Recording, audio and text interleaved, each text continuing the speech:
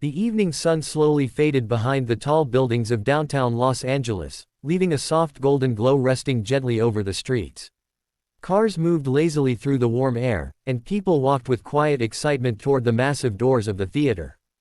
Tonight was another live audition night, and everyone felt that special kind of electricity that always came before something unforgettable. Inside the studio, cameras hummed, stage lights flickered to life, and crew members hurried across the polished floor to finish last-minute details. Everything felt calm yet expectant, as if the building itself was waiting for a moment it somehow already knew was coming. Backstage, a Filipino teen named Elias stood quietly near a wall, holding the neck of his acoustic guitar with both hands. He was 17, slender, and a little nervous, with eyes that held more emotion than he ever dared to speak aloud. His black hair was neatly combed back, though a few strands kept slipping forward each time he looked down. He kept brushing them away, each movement revealing his trembling fingers. The guitar strap rested across his shoulder, its fabric was worn from years of practice in places far quieter than this bright, echoing studio. Elias wasn't used to big crowds. He came from a small town in the Philippines where people knew each other by name, where singing was part of every weekend gathering and every family moment. He learned to sing long before he learned to speak clearly. But he learned to hide his voice too, after his father passed away when he was just 13. The house became quieter. His mother cried softly at night, thinking no one could hear her. And Elias felt something heavy settle inside his chest, something that refused to leave no matter how many songs he tried to sing. His mother encouraged him to audition, believing music could heal parts of him he didn't know how to reach. "Your voice can travel farther than your fear," she told him. Elias didn't know if he believed that, but he wanted to. So here he was, standing backstage on one of the biggest stages in the world, trying to remember how to breathe. A stagehand approached him with a gentle smile. 2 minutes, she said. "You're next." Elias nodded. His heart thumped like a drum in his ears, steady but anxious. He whispered a small prayer under his breath, a habit he learned from his mother. Then he lifted his guitar, feeling the familiar weight steady his hands. Just a few feet away, the judges sat at their long table under bright, glowing lights. The crowd murmured softly, waiting for the next act. Among the judges, Simon Cowell leaned back in his chair, his expression neutral but observant. He had seen thousands of performers, but no matter how many seasons passed, there was still a part of him that hoped, quietly, deeply, for someone to walk out and sing with real heart. The host signaled, and the doors opened. Elias stepped onto the stage. The moment he walked forward, the audience lights dimmed slightly, making the vast room look like a warm, deep ocean of shadows and expectant faces. Elias blinked against the brightness aimed at him. The stage smelled faintly of wood polish and electricity. He walked to the center, stopping right on the glowing X. His shoes made a sound against the floor that echoed louder in his mind than in reality. Simon leaned forward. "Hello," he said in a calm tone. "Tell us your name." "My name is Elias," the teen answered softly, his accent gentle and warm. "Where are you from?" asked another judge. "I'm from the Philippines," Elias replied, gripping his guitar a little tighter. I came here with my mom." "And what are you going to sing for us today?" Simon asked. Elias took a small breath before answering. "A song I wrote, for my father." The crowd fell silent. The other judges exchanged thoughtful looks. Simon rested both hands on the table and nodded once. "Whenever you're ready." Elias closed his eyes. For a moment, everything around him, lights, cameras, murmurs, faded into something soft and quiet. He remembered the nights when he sat by the open window at home, singing into the wind because he believed maybe his father could hear him somewhere. He remembered the sound of rain hitting the tin roof, how his mother cooked warm meals even on days she barely had the strength. And he remembered how music had been the only thing that didn't fall apart after his father's death. Then he lifted his guitar and played the first chord. The sound was warm, tender, and full of something old and aching. The microphone caught the guitar's gentle vibration, and it traveled through the entire room like a breath held too long. When Elias began to sing, his voice was soft at first, unsure but painfully honest. Each word felt like a step on fragile ground. He sang about waiting. He sang about missing. He sang about the way grief doesn't announce itself, it simply moves into your heart and refuses to leave. The lyrics painted pictures of nights filled with silence, mornings that felt too bright, and memories that sometimes hurt more than they comforted. But woven through the sorrow was something gentle, something healing, like a warm hand resting on a cold shoulder. The melody rose slowly, filling the air with emotion so raw and pure that people in the audience held their breath without realizing it. Halfway through the song, Elias' voice grew stronger. Not louder, but warmer. Braver. As if the music itself was lifting him up, holding him steady. His eyes glistened under the lights, though not from fear. It was something deeper, a release he didn't understand was possible until now. The camera turned toward Simon Cowell. At first, he sat still, listening with the same intense focus he gave to rare performances. But as the lyrics continued, lyrics about losing a father too soon, about wanting just one more conversation, one more goodbye, something in his expression shifted. His jaw tightened, his eyes softened, his usually guarded demeanor cracked, making room for something unexpectedly vulnerable. No one expected what came next.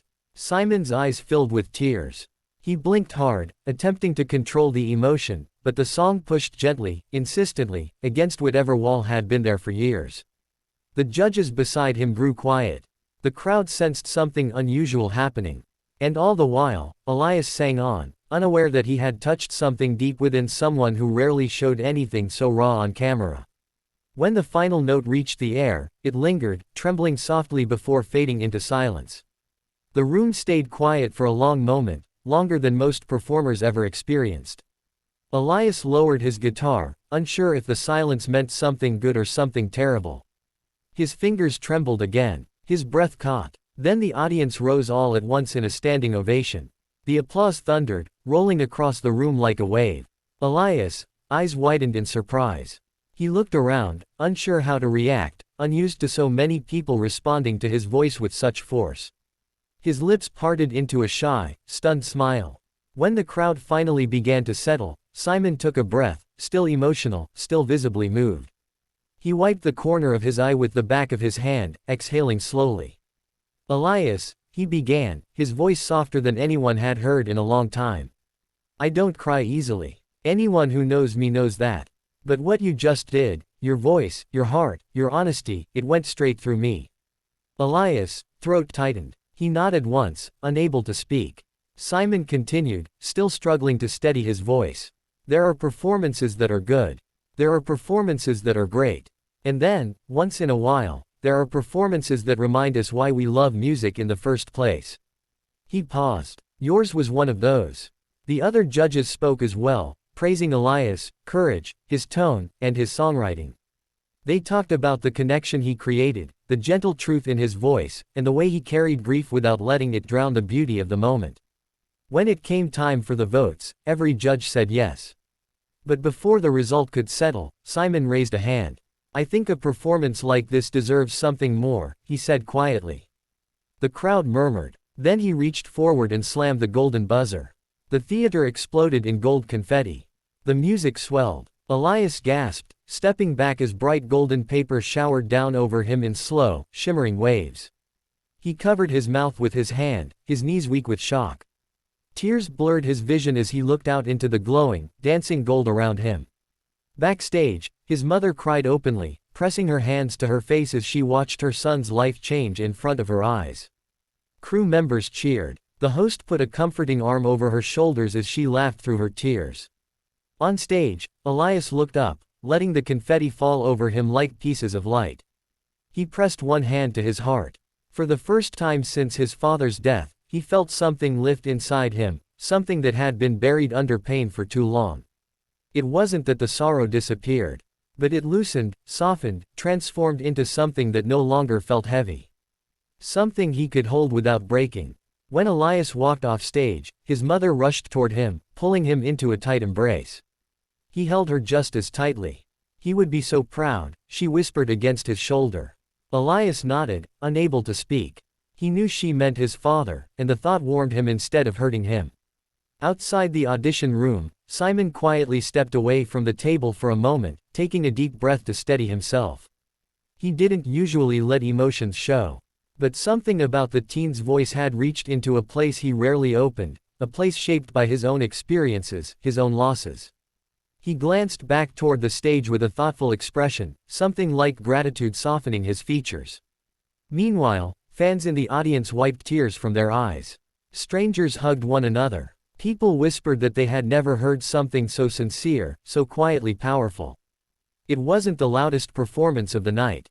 It wasn't the flashiest. But it was the one that stayed with everyone long after it ended. Later that evening, after interviews and congratulations, Elias stepped outside the theater into the cool night air.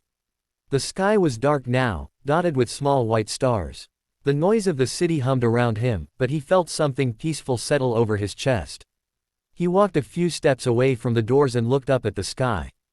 The world felt big, but for once, he didn't feel small in it. His mother joined him, slipping her hand gently into his. "You did it," she said softly. Elias shook his head. "We did it." They stood there together, breathing in the calm night. In that moment, Elias realized something important. Music didn't just help people remember pain. It helped them move through it. It helped them let go. And maybe that was why Simon cried. Maybe that was why the room felt transformed. Maybe that was why Elias himself felt lighter than he had in years. He didn't know what the future held, competitions, performances, challenges, but he knew he could face them now. His voice was no longer a burden or a secret. It was a bridge, a gift, a gentle reminder that even the deepest hurts could shape something beautiful. The night moved quietly around him. The city lights shimmered. Somewhere in the distance, someone played a soft tune on a street corner. And Elias smiled, not because everything in his life was perfect now, but because, for the first time, he could imagine a future filled with music, healing, and hope. A future where his father's memory lived not in silence but in song.